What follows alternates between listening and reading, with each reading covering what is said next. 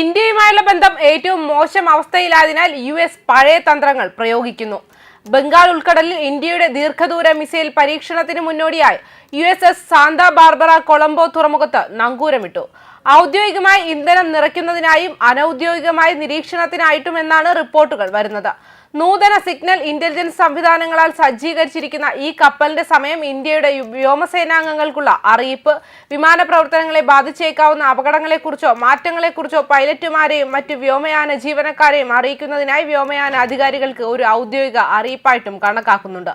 അതുകൊണ്ട് തന്നെ നോട്ടാം വിൻഡോയുമായി പൊരുത്തപ്പെടുന്നു. ഇത് പരീക്ഷണ പാതയിൽ സ്ഥാപിക്കുന്നു. യുദ്ധത്തിനല്ല, നിരീക്ഷണത്തിനാണ് കപ്പൽ ഉദ്ദേശിക്കുന്നത്. എന്നിരുന്നാലും ഇത് US നിരീക്ഷണ നയതന്ത്രത്തിന്റെ തിരിച്ചുവരവിനെയാണ് സൂചിപ്പിക്കുന്നത്. ഇന്ത്യ സാധ്യമായ അഗ്നി വകഭേദമോ ഹൈപ്പർസോണിക് പരീക്ഷണമോ തയ്യാറാക്കുമ്പോൾ നാവിക മര്യാദയ്ക്ക് വിധേയമായി വാഷിംഗ്ടണിന്റെ പ്രതികരണം നിശബ്ദ നിരീക്ഷണമായി തുടരുകയാണ്. അതേസമയം ഇന്ത്യ ഒരു വലിയ മിസൈൽ വിക്ഷേപണത്തിന് ഒരുങ്ങുകയാണ്. ഒരുപക്ഷെ ദീർഘദൂര മിസൈൽ വിക്ഷേപണത്തിനാണത്.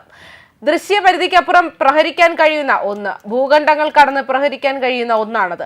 പരീക്ഷണം ആസൂത്രണം ചെയ്തതുപോലെ നടന്നാൽ അത് പാകിസ്ഥാന് മാത്രമല്ല ചൈനയ്ക്കും തുർക്കിയിലേക്കും ഒരു സന്ദേശം അയക്കും. ഇന്ത്യൻ മഹാസമുദ്രത്തിൽ ഇന്ത്യ ഒരു നോട്ടം പുറപ്പെടുവിച്ചിട്ടുണ്ട്. ഒരു പ്രത്യേക പ്രദേശത്ത് പറക്കുന്ന വിമാനങ്ങൾക്ക് ആ പ്രദേശം ഒഴിവാക്കാൻ നൽകുന്ന മുന്നറിയിപ്പാണിത്. ഓഗസ്റ്റ് 21-നും 22-നും ഈ അറിയിപ്പ് നൽകിയിട്ടുണ്ട്. ഏകദേശം 5000 കിലോമീറ്റർ നോട്ടം കണ്ടതിനു ശേഷം ഇന്ത്യ അഗ്നി 6 മിസൈലോ ബ്രഹ്മോസ് എക്സ്റ്റൻഡഡ് റേഞ്ച് പരീക്ഷിച്ചേക്കാമെന്ന് അനുമാനിക്കപ്പെടുന്നു. ഈ 2 മിസൈലുകളും നിലവിൽ വികസിപ്പിച്ചുകൊണ്ടിരിക്കുകയാണ് എന്നാണ് ഈ ഊഹാപോഹത്തിന് പിന്നിലെ കാരണം. Open source intelligence analyst Damien Symon Indian സമുദ്രത്തിൽ നോട്ടാമിന്റെ ദൂരപരിധി നേരത്തെ 2530 കിലോമീറ്ററിൽ നിന്ന് 4790 കിലോമീറ്ററായി വർദ്ധിപ്പിച്ചിട്ടുണ്ടെന്ന് പങ്കുവച്ചു. ശ്രദ്ധേയമായി ഈ മിസൈൽ പരീക്ഷണത്തിനുള്ള ആദ്യത്തെ നോട്ടാമിന്റെ ദൂരപരിധി 1560 കിലോമീറ്റർ ആയിരുന്നു. ഇന്ത്യയുടെ ദീർഘദൂര മിസൈൽ പരീക്ഷണത്തിനുള്ള അറിയിപ്പ് ഇപ്പോൾ ഇന്ത്യൻ മഹാസമുദ്ര മേഖലയിലേക്ക് കൂടുതൽ വ്യാപിച്ചിരിക്കുന്നു. അപകട മേഖല ഏകദേശം 4790 കിലോമീറ്റർ ആണ്. നിർദ്ദിഷ്ട മിസൈൽ പരീക്ഷണം സോഷ്യൽ മീഡിയയിൽ ഊഹാപോഹങ്ങൾക്ക് തുടക്കമിട്ടിട്ടുണ്ട്. 8000 കിലോമീറ്റർ വരെ ദൂരപരിധിയുള്ള ഇന്റർ കോണ്ടിനെന്റ് ബാലിസ്റ്റിക് മിസൈൽ ആയിരിക്കാമെന്ന് പലരും അവകാശപ്പെടുന്നു. മിക്കവാറും അഗ്നി 6ന്റെ യഥാർത്ഥ പ്രഹരശേഷി 6000 കിലോമീറ്റർ കവിയാൻ സാധ്യതയുണ്ട്. ഇന്ത്യ പരമ്പരാഗതമായി തന്ത്രപരമായ അവ്യക്തതയ്ക്കായി പരിധികൾ പ്രഖ്യാപിക്കാത്ത MIRC ഉള്ളതിനാൽ 8000 കിലോമീറ്റർ വരെ എത്താൻ സാധ്യതയുണ്ട്. 4790 കിലോമീറ്റർ അപകട മേഖലയെ അടിസ്ഥാനമാക്കി 7000-8000 കിലോമീറ്റർ ദൂരപരിധിയുള്ള അഗ്നി 5 ICBM ഇത് പരീക്ഷിക്കാൻ സാധ്യതയുണ്ട്. പക്ഷേ മുൻപ് 4900 കിലോമീറ്ററിൽ പരീക്ഷിച്ചിരുന്നു.